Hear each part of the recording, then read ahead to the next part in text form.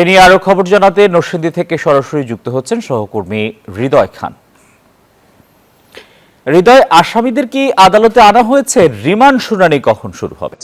আমি এই মুহূর্তে রয়েছি নরসিংদীর জজ কোর্ট প্রাঙ্গণে। আপনাকে যদি আমি জানিয়ে রাখি, নরসিংদীর আলোচিত যে কিশোরী আমেনা ধর্ষণ এবং হত্যা মামলা, সেই হত্যা মামলার কিন্তু 7 জন আসামির রিমান্ড শুনানি আজ।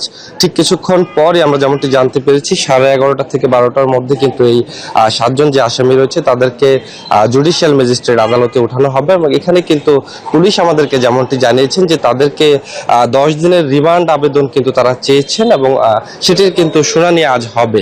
তো আমরা যদি এখানে একজনের সাথে কথা বলি, আসলে একটু যদি বলেন যে আসলে 7 জনকে তো আজকে তোলা হবে, আপনারা কেমন বিচার চান? আসলে আমরা প্রথম বিচার চাই যে 7 জন অ্যারেস্ট হয়েছে তারা যে দৃষ্টান্তমূলক শাস্তি পায়। আর যে অবস্থা হয়েছে দেশের, ধর্ষণ যারা করে তারা যেন মুক্তি না পায়, কোনো জামিনে যেন না বেরোতে পারে।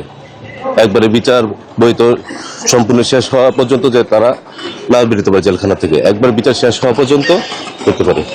ধন্যবাদ। যেমনটি শুনছিলেন, একই সাথে আপনাকে জানিয়ে রেখে যে নির্মম এই হত্যাকাণ্ডে কিন্তু এখনো পর্যন্ত জেলা জুড়ে আতঙ্কের ছাপ বিরাজ করছে। পুলিশ যেমনটি বলছে যে আসলে তাদেরকে কিন্তু এজাহারভুক্ত আসামি ছাড়াও যদি অন্য কেউ এর সাথে জড়িত থাকে তাদেরকেও আইনের আওতায় আনার তারা চেষ্টা করবেন এবং অভিযান কিন্তু এখনো অব্যাহত আছে। ঘটনার পেছনের যে রহস্য রয়েছে সেটি কিন্তু আসলে তারা উদ্ঘাটনের চেষ্টা করছে, এমনটাই আমাদেরকে পুলিশ জানিয়েছেন।